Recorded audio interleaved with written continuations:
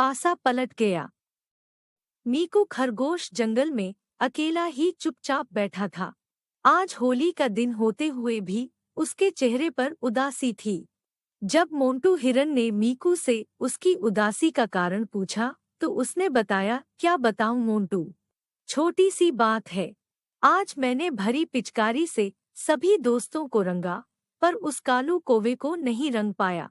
वैसे भी कालू अपने आप को कुछ ज्यादा ही चालाक समझता है। मीकू, चाहे कोई कितना ही चालाक क्यों न हो, हम आज उसे रंगकर ही दम लेंगे। परंतु कालू कौवे पर रंग चढ़ेगा कैसे, वह तो खुद काला है। मोंटू ने मीकू को समझाते हुए कहा। फिर मोंटू बोला, क्यों न कालू के साथ साथ हम सफेद सफेद पंखों वाले बिक्कू बगुले को भी रंगे। यह अच्छा रहेगा। ऐसा करने में मजा भी बहुत आएगा।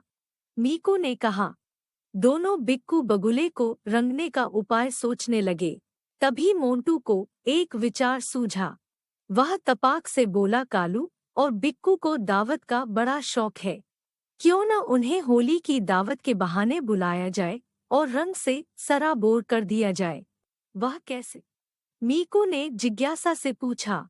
एक कुंड बनाकर उसमें रंग भर देंगे। कालू और बिक्कू को दावत में बुलाकर खाना खिलाने से पहले उस कुंड में नहाने के लिए कहेंगे। वे पानी समझकर उसमें नहाएंगे और रंग जाएंगे। मोंटू ने सुझाव दिया। वाह, क्या तरीका बताया है। मीकू खुशी से झूमते हुए बोल पड़ा। मीकू और मोंटू ने वैसा ही किया।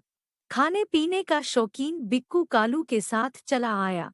लेकिन चालाक कालू ने पहले ही बिक्कू को सचेत कर दिया था कि मीकू और मोंटू उसे रंगने की फिराक में हैं।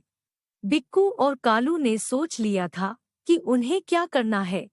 बिक्कू और कालू, हमारी दावत तो तैयार है, लेकिन तुम दोनों पहले उस कुंड में नहा लो। उसके बाद मिलकर दावत का मजा लेंगे। मोंटू और मीकू ने बिक्कू और कालू को रंगने के बहाने कुटिलता से कहा। हाँ, पहले हम कुंड में डुबकी ही लगा लेते हैं। तुम दोनों कुंड के किनारे बैठ जाओ। यह कहते हुए बिक्कू और कालू ने रंग भरे कुंड में डुबकी लगा ली। लेकिन यह क्या, उन्होंने अपने पंखों को फड़फड़ाते हुए रंग के छींटों से किनारे बैठे मीकू और मोंटू को भी रंग दिया। कालू तो बार बार उड़कर डुबकी लगाता और अपने पंख जोर से फड़फड़ाता। इस तरह मीकू और मोंटू रंग से भीगते चले गए। मोंटू और मीकू दोनों रंग से सराबोर हो गए। उन्हें यह नहीं मालूम था कि हम खुद ही रंग जाएंगे। दोनों का चेहरा देखने लायक था। जंगल में वे सबसे अलग ही नजर आ रहे थे। बिक्कू और कालू कुंड से बाहर निकले और दोनों को रंगने के लिए माफी मांगी। कालू, इसमें माफी मांगने वाली बात है ही नहीं।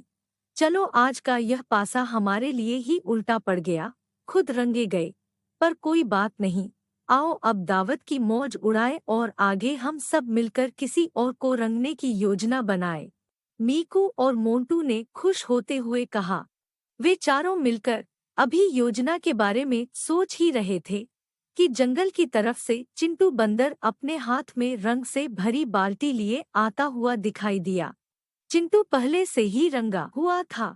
कालू, मोंटू, बिक्कू और मीकू को रंगा हुआ देखकर उसने उन्हें रंगने का कार्यक्रम टाल दिया। वह उनके साथ शामिल हो गया। वे सभी जंगल की ओर बढ़ते हुए यह सोच रहे थे कि अब किसको और कैसे रंगा जाए तथा खुद रंगने से कैसे बचा जाए। अचानक सामने से उन्हें राजू हाथी आते हुए दिखाई दिया। मीकू ने कहा, राजू को रंग देते हैं। अरे, राजू को रंगना इतना आसान नहीं। तुम्हें तो पता ही होगा कि पिछली होली में भी राजू ने हम सभी को दौड़ा दौड़ाकर परेशान कर दिया था, लेकिन अपने बदन के ऊपर जरा सा भी रंग नहीं लगने दिया था। वैसे भी राजू को रंगने के लिए ढेर सारा रंग चाहिए। चिंटू ने सबको बताया। रंग ज्यादा लगे या कम, आज होली है। राजू को आज जरूर रंगा जाएगा। मोंटू और मीकू ने एक स्वर में कहा।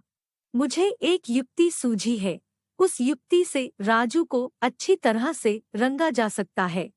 कालू कौवे ने अपनी बात बताई। वह कैसे? मीकू और मोंटू ने जिज्ञासावश पूछा। चिंटू के पास रंग से भरी बाल्टी है ही। पहले पीपल पर उसको चढ़ा देंगे और राजू को गन्ना खाने के बहाने पीपल के नीचे बुला लेंगे। तुम उसको यहाँ तक किसी तरह ले आना। मेरे इशारा करते ही चिंटू राजू के ऊपर रंग से भरी बाल्टी उड़ेल देगा। कालू ने अपनी युक्ति बताते हुए समझाया। मीकू और मोंटू कालू की युक्ति सुनकर खुशी से उछल पड़े। हाँ, यही ठीक रहेगा, दोनों ने कहा। अपनी योजना के अनुसार उन्होंने वैसा ही किया। चिंटू रंग की बाल्टी लेकर पीपल पर बैठ गया। पीपल के नीचे कुछ गन्ने डाल दिए। मीकू और मोंटू राजू को बुलाने चले गए। कालू पहले से ही उड़कर पीपल पर बैठ गया, लेकिन राजू उन सबकी चाल समझ चुका था। पिछली बार की होली में इसी बहाने उसे बुला ले गए थे। इस बार वह पहले से ही अपनी सूर में रंग भरकर ले आया। आओ राजू, आज तो होली है, पकवान और रंगों का पर्व। इस पर्व पर तुम्हारे लिए खाना लाए हैं, जो तुम्हारा मनपसंद भोजन है। मीठे मीठे रसीले गन्ने। मीकू और मोंटू ने राजू को गन्ने का लालच दिखाते हुए कहा। हाँ, कहाँ है गन्ने? वैसे भी मुझे बहुत जोरों की भूख लगी हुई है। आज सुबह से ही मैंने कुछ नहीं खाया है। राजू ने नासमझ बनते हुए दोनों से पूछा। ठीक है, तो चलो उस पीपल के नीचे, वहीं रखे हैं तुम्हारी पसंद के गन्ने। मोंटू और मीकू ने पीपल की ओर इशारा करते हुए कहा। जैसे ही वे तीनों पीपल के नीचे आए, कालू ने चिंटू को बाल्टी उड़ेलने का इशारा किया। चिंटू ने रंग से भरी बाल्टी राजू हाथी के ऊपर उड़ेल दी। राजू ने भी अपनी सूर से रंग का फव्वारा मीकू और मोंटू के ऊपर छोड़ दिया। मीकू और मोंटू दोनों सराबोर हो गए। अब तो उन्हें पहचानना भी मुश्किल था। ऐसी होली मीकू और मोंटू ने जीवन में कभी नहीं खेली होगी। चले थे दूसरों को रंगने, मगर खुद ही रंग गए। इस बार की होली को उनको हमेशा याद रहने वाली थी। उसके बाद राजू ने मुस्कुराते हुए बड़े ही चाव से गन्नों की दावत उड़ाई। शर्त। लाल किले में बादशाह औरंगजेब का दरबार लगा था। दरबार के बीचों बीच मंच बना हुआ था, जिसके ऊपर बहुत बड़ा पिंजरा रखा हुआ था। उसमें एक खतरनाक शेर बंद था। उसकी लाल लाल आंखें बहुत ही डरावनी लग रही थीं। उसकी भीषण दहाड़ सुनकर लोगों के कलेजे कांप जाते थे। ऐसे भयंकर शेर को बादशाह के शिकारी जंगल से पकड़कर लाए थे। बादशाह ने बड़े गर्व से शेर की ओर देखते हुए कहा, क्या हमारे दरबार में इतना बहादुर कोई है जो इस शेर के साथ लड़ सके? बादशाह की बात सुनकर सभी दरबारियों को सांप सूंघ गया।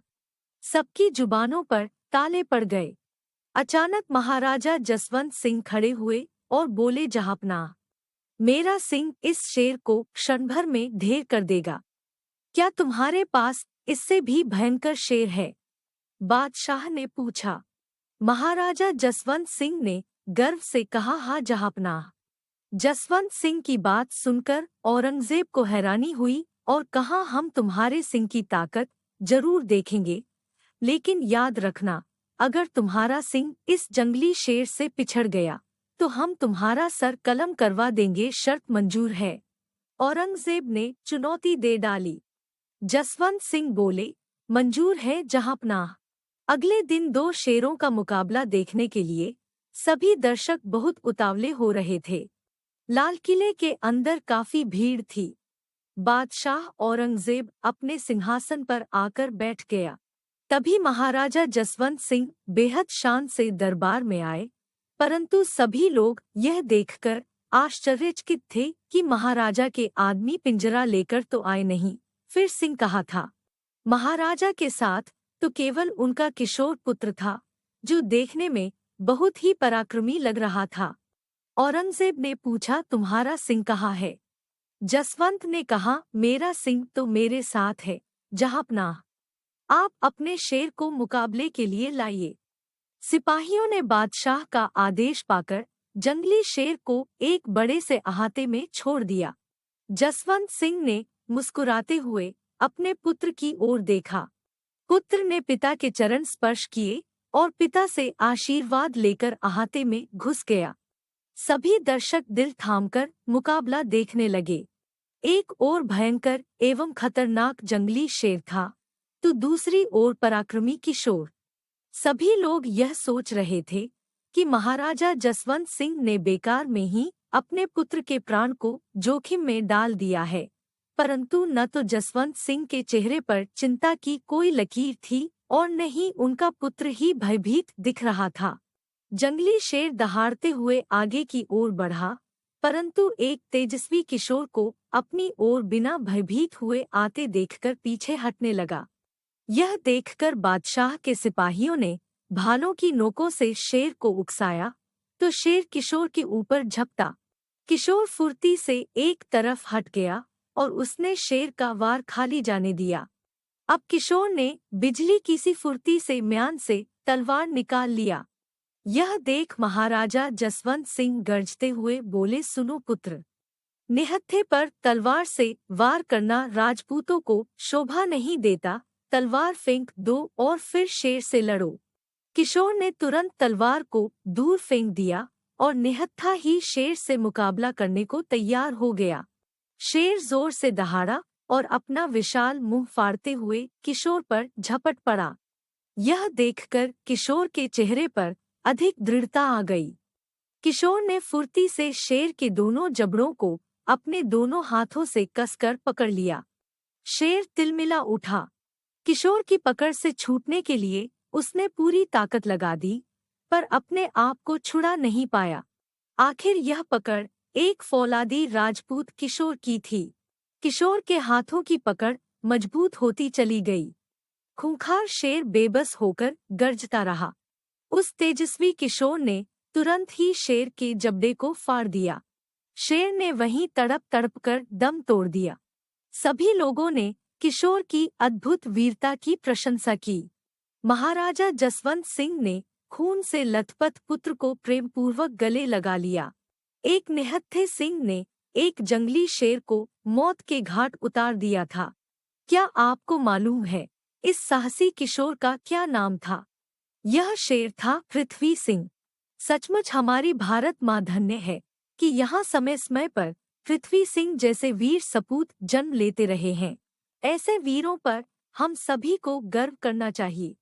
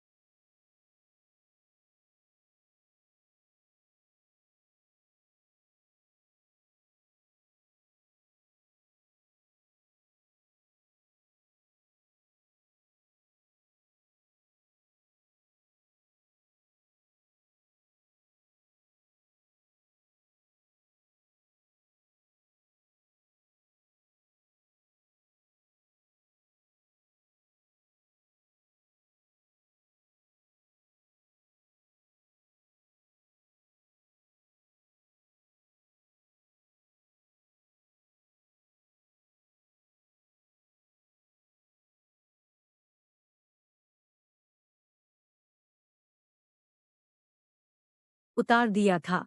क्या आपको मालूम है इस साहसी किशोर का क्या नाम था?